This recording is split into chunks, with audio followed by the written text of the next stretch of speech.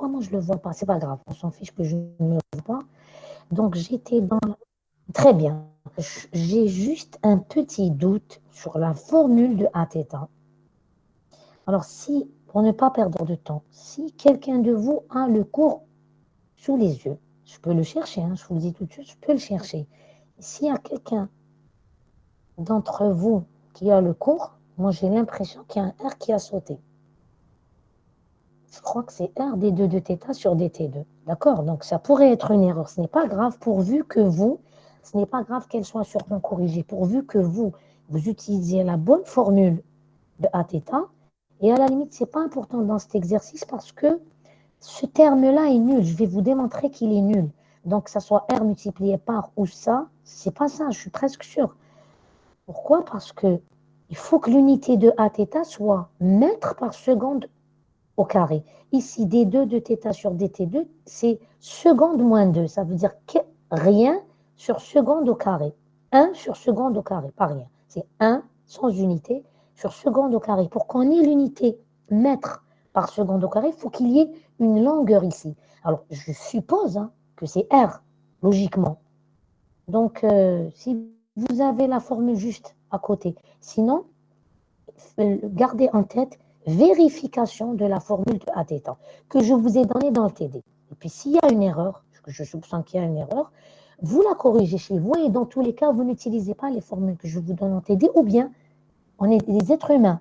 Vous vérifiez les formules quand même, parce que vous avez la formule du cours et celle que je vous donne en TD. Donc là, en écrivant, peut-être que je l'ai loupé, que je l'ai en la recopiant, j'ai recopié une erreur, tout simplement, parce que je ne sais plus d'où est-ce que je l'ai écrite. Je ne l'ai pas apprise par cœur, je ne vais pas mentir, d'accord? Parce que je ne fais pas le cours, je la redémontre pas, mais je peux le faire chez moi, redémontrer la formule. Donc, petite remarque, vérifier la formule de Aθ. Je soupçonne, je vois déjà qu'il y a une erreur, d'accord? Sur la première partie, d2θ sur dt2, alors que la deuxième, non, là, l'unité, elle existe. C'est R en haut, donc il y a une longueur, et dt multiplié par dt, il y a seconde au carré en bas, donc c'est bon. Je continue donc. Maintenant, je dois calculer, je vous ai dit, pour connaître la nature du mouvement, je dois connaître la vitesse et l'accélération. Je dois calculer VR, Vθ, AR, Aθ. C'est-à-dire, c'est comme si que je vais préparer les ingrédients de mes calculs. Et les ingrédients, alors, je dois calculer VR, Vθ, AR, Aθ. Les ingrédients, c'est quoi? C'était R sur dt, c'est R, c'est dθ sur dt. Alors là, dr sur dt, d2 de R sur dt2, ce n'est rien d'autre que d sur dt de dr sur dt. Donc la dérivée de la dérivée de R. C'est ça la dérivée seconde. C'est la dérivée de la dérivée première. Donc puisque j'ai la dérivée première, l'ingrédient, ça c'est calculé. R dθ sur dt au carré, si j'ai l'ingrédient R et l'ingrédient dθ sur dt, je peux calculer ça. Ici, si j'ai l'ingrédient dθ sur dt, parce que je vous en ai parlé ici, je le dérive par rapport au temps. Parce que la dérivée seconde, je vous l'ai dit, c'est la dérivée de la dérivée première. Très bien. dr sur dt, je l'ai calculé, donc je vais le calculer, j'en aurai besoin. Et dθ sur dt. Mais je n'ai pas r de t égale, je n'ai pas l'équation horaire de r et je n'ai pas l'équation horaire de θ. Je n'ai pas la formule explicite, je n'ai pas la forme analytique, l'expression analytique. Mais j'ai à la place quelque chose qui est équivalent, qui est la même. C'est le graphe r de t et le graphe θ de t. Donc dr sur dt, que représente, je vous pose une question, mais je ne regardez pas, s'il vous plaît. Il n'y a pas de problème. À la fin, je vais voir moi-même, je vais le voir. Ne vous inquiétez pas. Je vous ai dit à 90, je suis sûre qu'il y a une erreur. Pourquoi je suis sûre? Parce que j'ai utilisé l'analyse dimensionnelle. Le premier terme n'a pas la dimension d'une accélération. Donc, il y a une erreur. Voilà. Je n'ai même pas besoin de connaître l'expression. C'est l'analyse dimensionnelle qui me dit qu'il y a une erreur. Parce que la dimension n'est pas celle d'une accélération, mais celle d'une seconde moins 2. 1 sur seconde au carré. Donc, je continue. Je continue. Je vous repose la question sur la courbe R en fonction du temps. R de t, c'est ça. R égale F de t, qui est une droite. Soit c'est une droite horizontale parce que R est constant, soit c'est une droite avec une pente parce que R varie. Que représente géométriquement dr sur dt?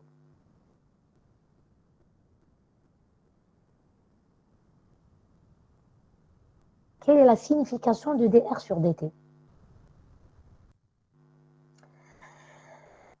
Oui, oui, oui. مانيش نقول la signification physique. اسمعي مليح. J'ai demandé la signification géométrique.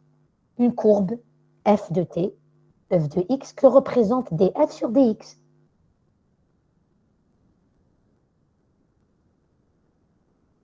Que représente la dérivée de la fonction.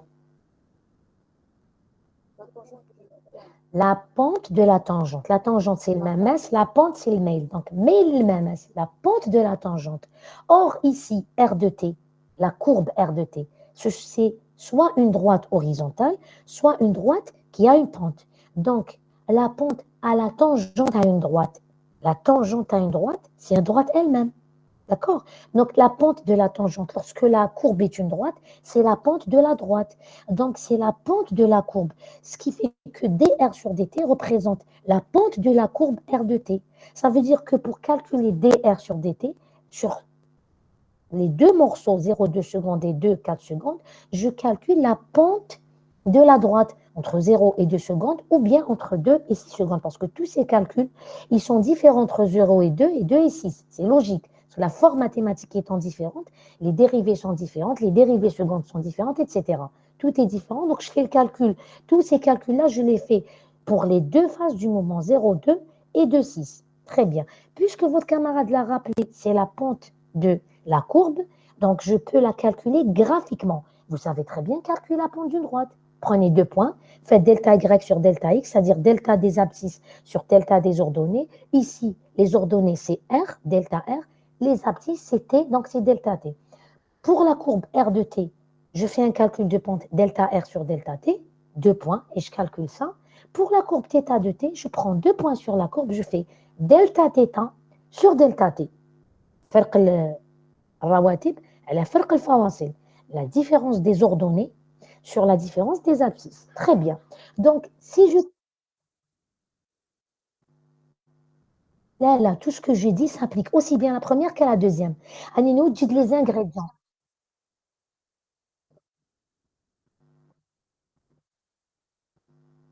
On fait le calcul que je vous explique en ce moment se fait pour la première phase, ensuite pour la deuxième phase. Et on obtient des résultats différents. Pourquoi? Parce que R de t entre 0 et 2 n'est pas R de t entre 2 et 6.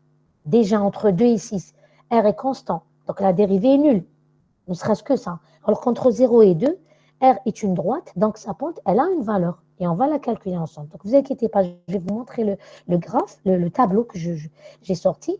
Alors, je vais juste faire deux petites remarques avant de vous donner les résultats. La première remarque, c'est que le calcul pour VR et Vθ est direct. Elle est direct. Regardez, dr sur dt, c'est la pente. Donc, dès que je calcule la pente, j'ai la valeur de VR. Vθ, c'est R dθ sur dt. Je calcule la pente de θ par rapport au temps sur l'une ou l'autre des phases et je la multiplie par R de la phase en question. Une fois, c'est une constante et une fois, c'est une droite. D'accord? Donc, je ferai ce calcul-là, il n'y a pas de problème. Maintenant, pour calculer, alors je descends pour vous montrer la suite. Maintenant, donc, regardez, si je veux calculer VR et Vθ, c'est rapide. Maintenant, je veux voir comment je vais calculer à R et à θ. Comme ça, lorsque je vous montrerai le tableau avec les valeurs, vous savez comment j'ai sorti ces valeurs. Parce que j'aurais pu vous dire, oui, c'est bon, faites le calcul et vous trouvez ça. Mais là, je sais que vous allez être confronté aux valeurs. Si vous avez compris, tant mieux, peut-être que je suis en train de parler pour rien. Mais si ça ne l'est pas comme ça, vous savez comment j'ai calculé. Pour un R, regardez, j'ai réécrit la formule. D2 de R sur dt2, ça veut dire c'est la dérivée seconde de R. Ça veut dire c'est la dérivée de la dérivée première. Or, dr sur dt, c'est la pente. Donc, je vais calculer la dérivée de la pente. Alors, réfléchissez avec moi. Pour une droite horizontale, la pente est nulle, est égale à 0. 0, c'est une constante ou bien non? Est-ce que 0 est une constante? Oui, c'est une constante. Oui. Maintenant, lorsque la pente, la droite est une... La courbe est une droite qui a une pente. dr sur dt, c'est la pente. Et comme c'est une droite, la pente est constante. Dériver une constante donne quoi? 0. 0. Que la constante soit égale à 0 ou à pi sur 2 ou 6500, Ça va donner 0.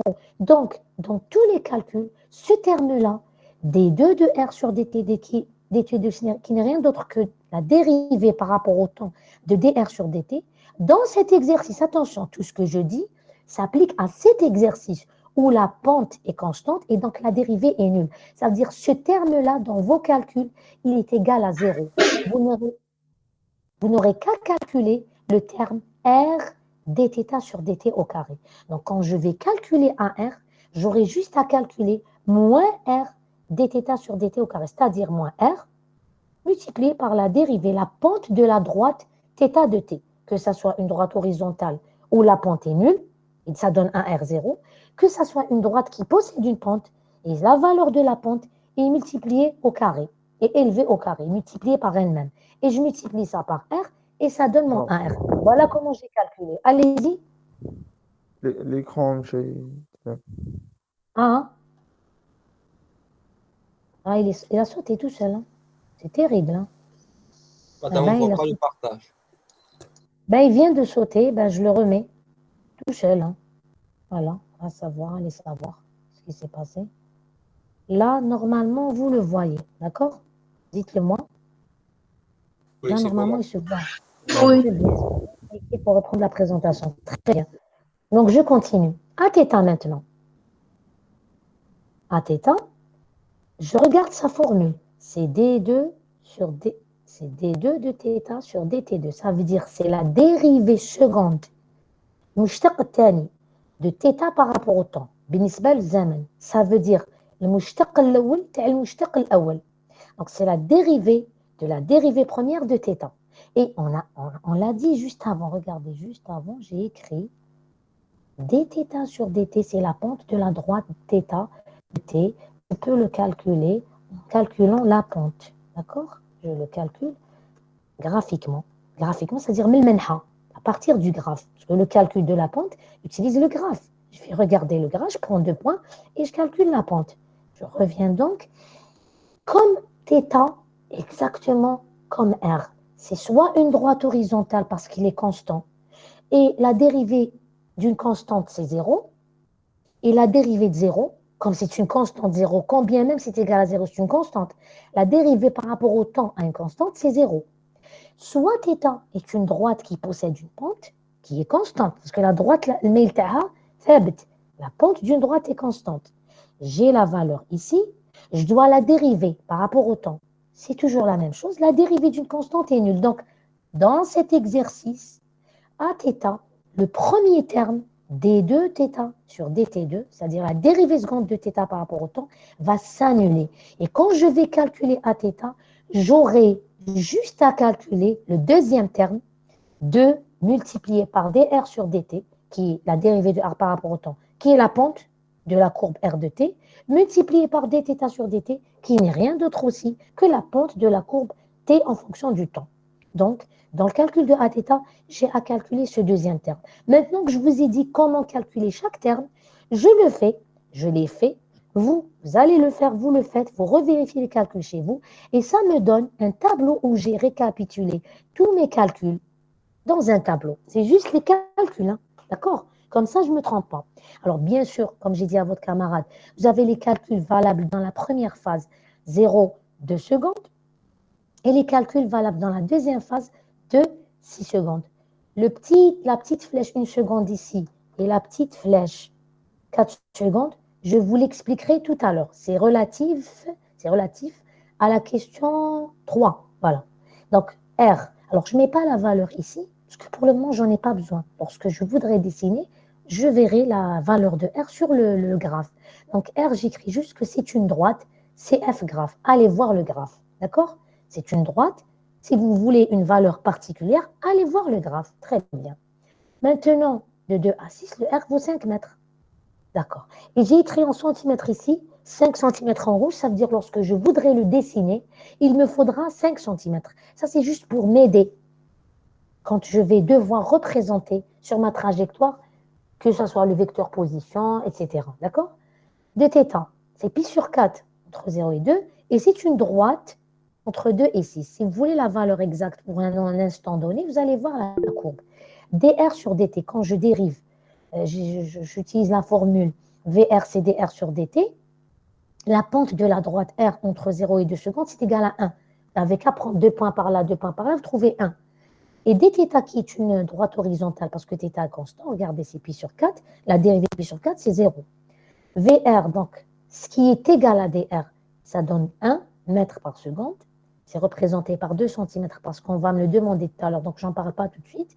Vθ, c'est R dθ sur dt. dθ sur dt, c'est 0. Vθ, c'est 0. AR, quand vous faites les calculs que je vous ai donnés ici, regardez, AR, c'est bel et bien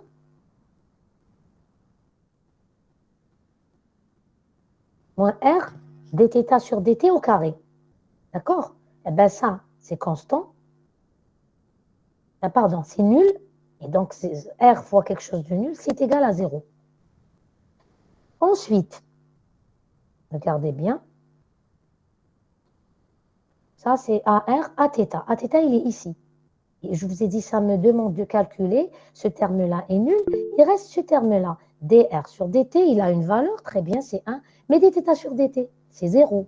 Et 1 fois 0, ça donne 0. Donc, dans cette première phase, le vθ, le AR, le Aθ sont tous nuls. Il n'y a que le VR qui est égal à 1. Très bien. Dans la deuxième phase, je fais les mêmes calculs. Le rayon, c'est là. Le θ, il est là. Le dr, c'est nul. Donc, le VR est nul. Dans la phase 2, 6 secondes, le VR, la composante radiale de la vitesse, est nulle. Il n'y a qu'une composante tangentielle. Comme dθ sur dt égale à pi sur 5 et r est égal à 5, vθ qui est égal à r dθ sur dt va valoir 5 pi sur 16. Bon, je vous laisse faire les calculs de AR. Le Aθ, c'est nul. Pourquoi? Parce que c'est dθ sur dt au carré. Non, non, c'est pas ça. Alors, c'est le... Pourquoi il est nul? Ah, parce que Aθ, c'est dr sur dt, dθ sur dt. Or, dr sur dt, c'est 0. Donc, le Aθ va être affecté, il est nul. Alors que le AR, comme c'est égal à R multiplié par dθ sur dt au carré, d'accord? Eh bien, le dθ sur dt n'étant pas nul, ça vaudra moins R dθ sur dt, ça me donne moins 5 pi sur 16 au carré, donc moins 5 pi carré sur 16 carré. Voilà. Ça, j'ai écrit juste une petite colonne supplémentaire, phase 1, phase 2, supplémentaire, pardon. Donc maintenant que j'ai récapitulé, j'ai regroupé mes calculs dans un graphe, dans un tableau, je n'oublie pas que la question était trouver les phases du mouvement, donner la nature et la justification. Donc je récapitule la réponse à cette question. Alors bien sûr, attention, pour connaître la nature dans chaque phase, il faut connaître la vitesse. Donc il faut se rappeler que la vitesse en coordonnées polaires possède deux composantes CVR et Vθ. Donc quand je veux calculer son module, j'utilise la relation de Pythagore. C'est la racine carrée de la somme des carrés des composantes VR et Vθ. Donc c'est racine de VR carré plus Vθ carré. Donc je récapitule les phases, je mets la nature et je justifie. Je vais d'abord commencer par le type de mouvement. Est-ce que c'est rectiligne, est-ce que c'est circulaire? Je regarde le dessin et je réponds à ma question. Est-ce qu'entre 0 et 2, si vous regardez la trajectoire, qu'est-ce que ça vous dit? Entre 0 et 2 secondes, on est là, entre ce point-là et ce point-là. Quel est le type de trajectoire? Rectiligne. Très bien. Donc le mouvement suit le type de trajectoire. Ça veut dire que c'est bien ce que j'ai écrit. Je redescends. Je vais dans mon tableau. Le mouvement est rectiligne. Maintenant, la nature du mouvement. Je regarde la vitesse. La vitesse, quand je la calcule, c'est racine de VR carré plus Vθ carré. Or, la vitesse Vθ est nulle. La composante Vθ est nulle. Donc, quand je viens ici, module de V, c'est module de VR carré. Racine de VR carré. Le racine avec le carré, ça s'en va et ça donne VR. Précisé en fait, valeur absolue, pour être sûr d'avoir le module positif. V module, c'est VR et VR est égal à 1. Donc la vitesse est constante. Regardez, je l'ai écrit dans le tableau. La vitesse étant constante, eh bien le mouvement, un mouvement pour lequel la vitesse est constante, comment on l'appelle? Quel Mouvement que soit son type. rectiligne uniforme. Déjà, une vitesse constante, ça donne un mouvement uniforme. Si elle est rectiligne, on dira que c'est rectiligne uniforme.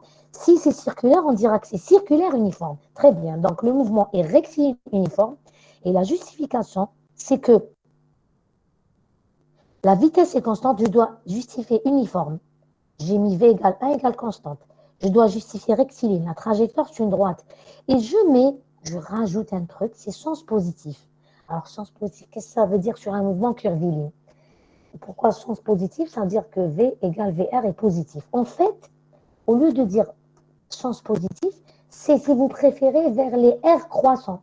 Normalement, dans une telle trajectoire, vous rajoutez une chose, c'est une flèche sur la trajectoire. Parce que quand je vous montre comme ça, un morceau rouge, rectiligne, et un arc de cercle rouge, vous allez vous dire, est-ce que le mouvement se fait comme ça ou bien comme ça? Donc, vous devez rajouter normalement une petite flèche ici qui dit qu'il va de ce point à ce point, et une petite flèche ici qui dit qu'il va de ce point à ce point. Et on comprendra que la trajectoire, le sens de la trajectoire, c'est comme ça.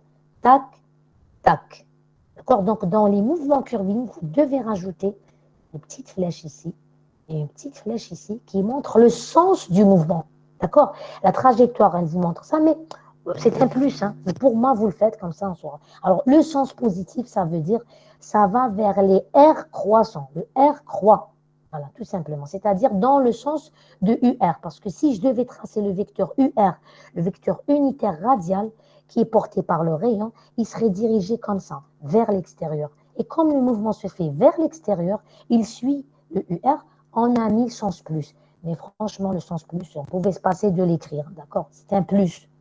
Voilà, c'est quelque chose de supplémentaire. Le plus important, c'est de dire mouvement rectiligne uniforme. Pourquoi? Parce que la trajectoire est une droite et que la vitesse est constante. Point à la ligne. Entre 2 et 6 secondes, ben, je regarde la trajectoire. Et qu'est-ce que je vois sur la trajectoire? Je remonte. Entre 2, je sais que c'est 2 secondes, il était là, et à 6 secondes, il est là. Je sais qu'il est sur cette portion. C'est quoi le mouvement? Le type de mouvement? Vu que la trajectoire est quoi? Vous allez me dire ça.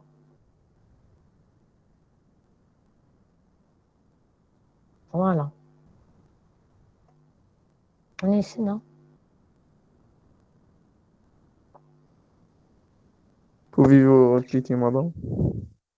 La question, c'était entre 2 et 6 secondes. Combien est le mouvement? Quel est le type de mouvement? Circulaire. Circulaire. Très bien. Parce que la trajectoire est un arc de cercle. Ce que j'ai écrit dans la justification, regardez, c'est la trajectoire est un cercle. En fait, je devrais corriger pour plus de rigueur.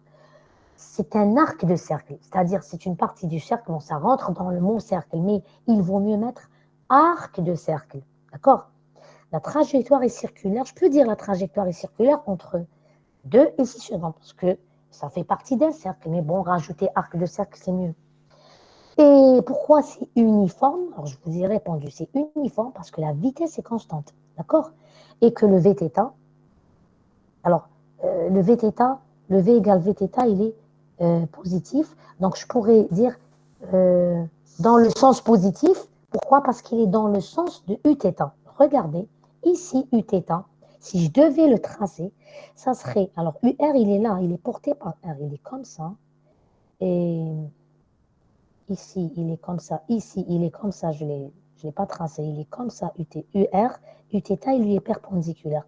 Et donc, en fait, c'est dans le sens de Uθ, c'est-à-dire les angles augmentent. C'est pour ça qu'on a mis sens positif. Mais bon, ce n'est pas la peine de le mettre, franchement. Attendez. Juste que mettre le plus important. Mouvement circulaire uniforme, trajectoire, arc de cercle, vitesse. La vitesse, on n'a pas regardé. La vitesse n'a pas de composante selon VR, selon le rayon, selon la direction radiale. Elle a uniquement une composante azimutale Vθ. Donc, quand je regarde la formule V, c'est racine de VR carré plus Vθ carré, ça s'annule. Et j'aurai module de V, c'est valeur absolue de Vθ, pour être sûr d'avoir un module positif. Et le Vθ, il est là. Vθ, c'est 5 pi sur 16. Donc c'est pour ça que c'est écrit V égale 5 pi sur 16, mètres par seconde, bien sûr, c'est constant. Donc, la trajectoire étant circulaire, la vitesse étant constante, le mouvement est circulaire uniforme. Alors là, le reste des questions, c'est représenter la vitesse aux instants 1 seconde, 4 secondes. Et l'accélération aux instants, 1 seconde et 4 secondes. Alors, qu'est-ce que j'ai fait? Sur le tableau où j'ai fait les calculs tout à l'heure, ce n'est pas la peine que je recommence à calculer pour 1 seconde et pour 4 secondes. Pourquoi? Parce que l'instant 1 seconde fait partie de la phase 1, c'est-à-dire de l'intervalle de temps 0,2 secondes. Donc, toutes les informations relatives à 1 seconde se trouvent sur cette colonne du tableau. C'est la colonne de la phase 1. Et pour l'instant 4 secondes, c'est pour ça qu'on vous a donné les deux instants dans les deux différentes phases. L'instant 4 secondes appartient à la phase 2, à savoir l'intervalle de 6 secondes. Donc, toutes les informations sont sur cette colonne, sauf la valeur de R à 1 seconde. Elle est sur le graphe, je vais la lire. Et la valeur de θ à 4 secondes, elle est sur le graphe et j'irai la lire. Sinon, tout le reste, regardez, c'est complet, c'est rempli. C'est-à-dire, je ne refais pas les calculs. Je les ai déjà calculés pour répondre à la question nature du mouvement. D'accord? Donc, je continue. Et si je ne les avais pas fait, par exemple, pour répondre, eh ben, je les fais maintenant, comme je vous ai expliqué. Dans l'un ou l'autre des cas, on a expliqué comment faire les calculs ici. Calculer VR. Et l'essentiel, surtout si vous avez remarqué, les plus importantes informations, c'est R et θ à partir du graphe et dr et dθ par rapport au temps à partir des graphes. Ce sont les pentes des droites R de t et des droites et de la droite θ de t. Voilà l'essentiel des calculs. À partir de là, vous avez des produits, des racines, des puissances carrées, etc. Donc, là, je l'explique et on précise les échelles. Regardez. Pour la vitesse, on utilise 2 cm pour représenter 1 mètre par seconde. Pour l'accélération, 1 cm correspond à 0,1 mètre par seconde. Et pour la position, j'ai moi-même choisi 1 cm correspond à 1 mètre. J'ai trouvé que c'était correct parce que j'avais 3 mètres, 5 mètres, donc je me suis dit 1 cm fera l'affaire. À l'aide du tableau de la question 2, c'est-à-dire celui-là, je viens de vous le montrer, on détermine la vitesse à 1 seconde et je vous rappelle ce qu'est la vitesse en coordonnées polaires. C'est une projection, c'est-à-dire un vecteur selon l'axe radial, le rayon, selon la droite qui porte le rayon, et le vecteur unitaire sur cette droite s'appelle UR. Donc c'est la composante VR multipliée par UR qui représente le vecteur VR, plus le vecteur Vθ à 1 seconde. Et le vecteur Vθ, c'est la composante Vθ multipliée par le vecteur unitaire Uθ, qui est le vecteur dérivé de UR. Vous avez fait ça en coordonnées polaires, vous n'avez qu'à vérifier et revoir la définition de UR et Uθ. Alors, grosso modo, UR, c'est le vecteur qui porte le rayon, qui est dirigé dans le sens du mouvement, mais disons qu'il est dirigé vers les R croissants. Et Uθ, c'est le vecteur perpendiculaire à UR dans le sens direct.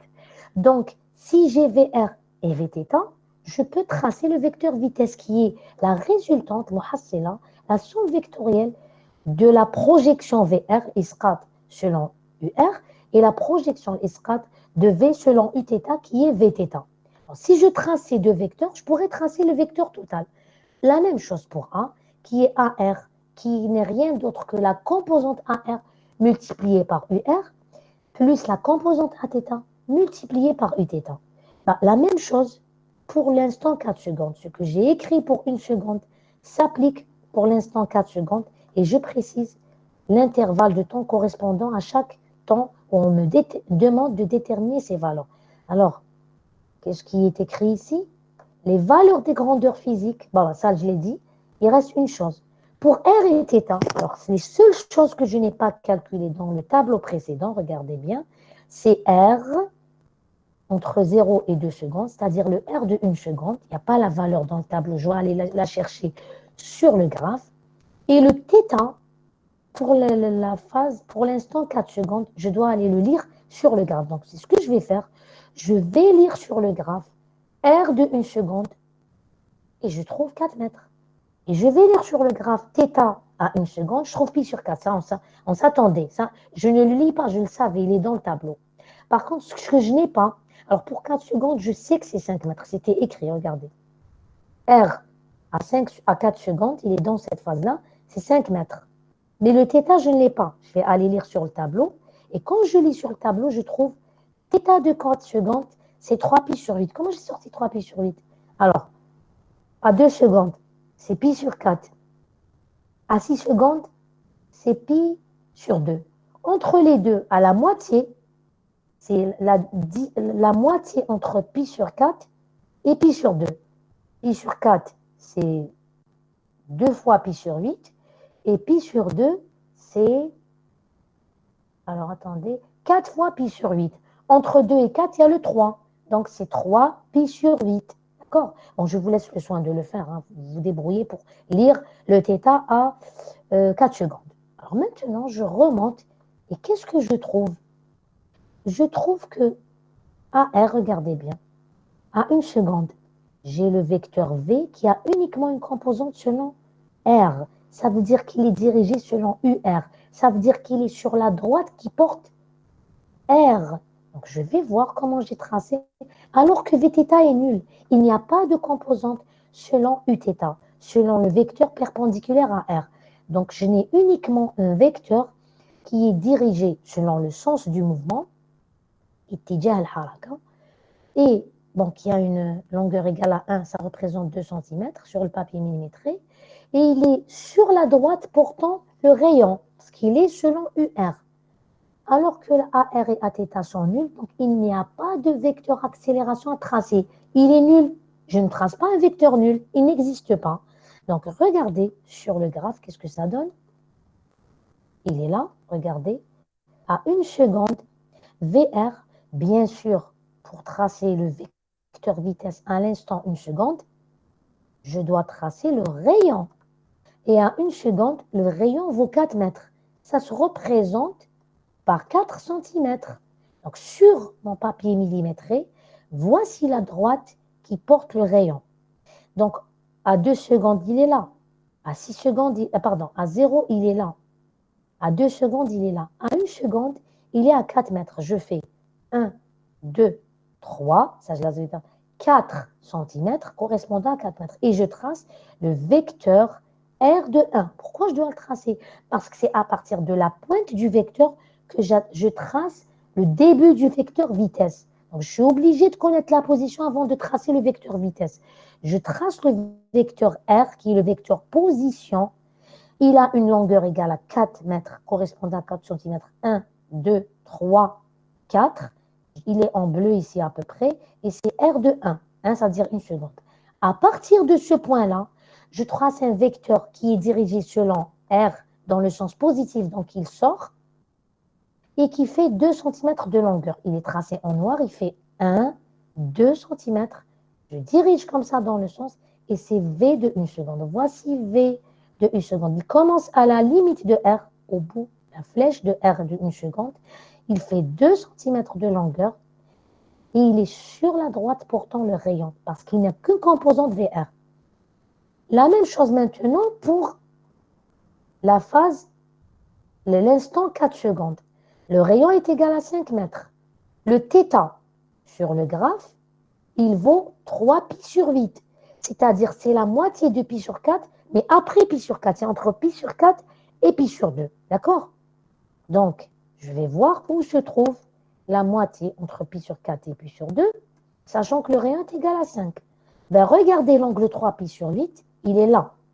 Donc, mon vecteur position fait un angle 3 pi sur 8 avec l'axe des x. Il est là. Très bien. Il fait 5 cm.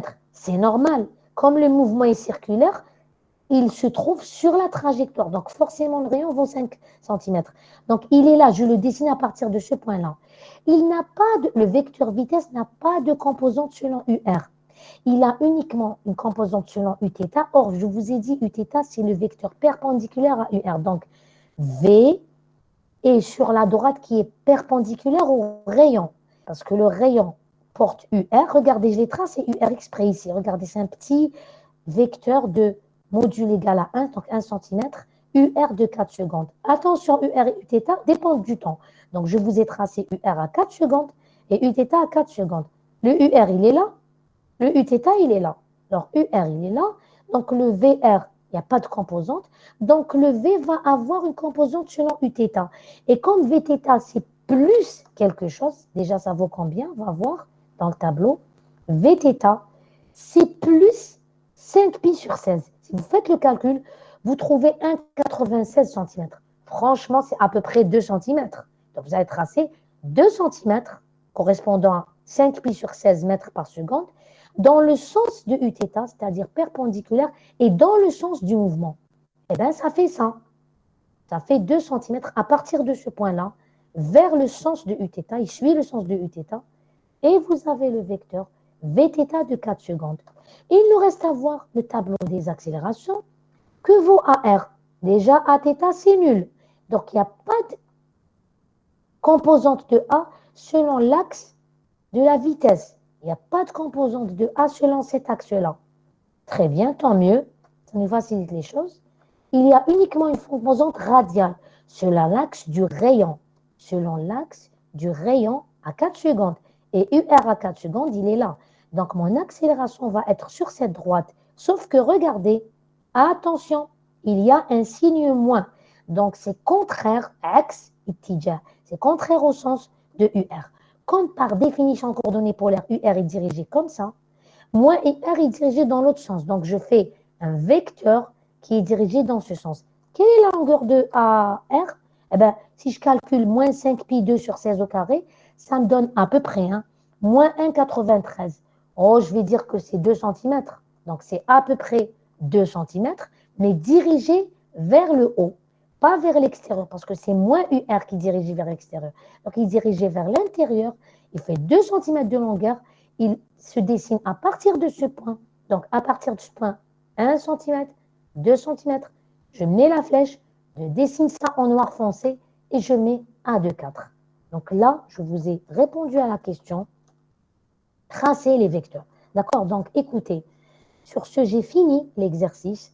Puisque le temps s'est écoulé, je ne pourrais pas aborder la dynamique, mais ce n'est pas grave, parce que ce n'était pas prévu. J'avais dit, s'il me reste du temps, je commence la dynamique, mais là, j'ai épuisé le temps largement. Donc, on fera la dynamique comme c'est prévu dans la progression. Inch'Allah, la séance prochaine, c'est-à-dire la semaine prochaine. Vous avez l'exercice. Alors, attendez. L'exercice. Préparez l'exercice 1 et l'exercice 3. Voilà. Donc, je vais les noter rapidement parce que je dois absolument vous quitter parce que j'ai un cours en présentiel. Plus tôt que d'habitude. Exo 1, exo 3. Dynamique à préparer. D'accord? Pour la séance prochaine. Prochaine, Inch'Allah. Qu'est-ce que vous avez dit? Non, préparez chez vous. Comme ça, vous, quand on traite. Donc, écoutez, je dois quitter. Je vais parler avec la déléguée, s'il vous plaît. Donc, vous arrêtez l'enregistrement. La séance est terminée. Je dois parler il y a 2 minutes avec la déléguée.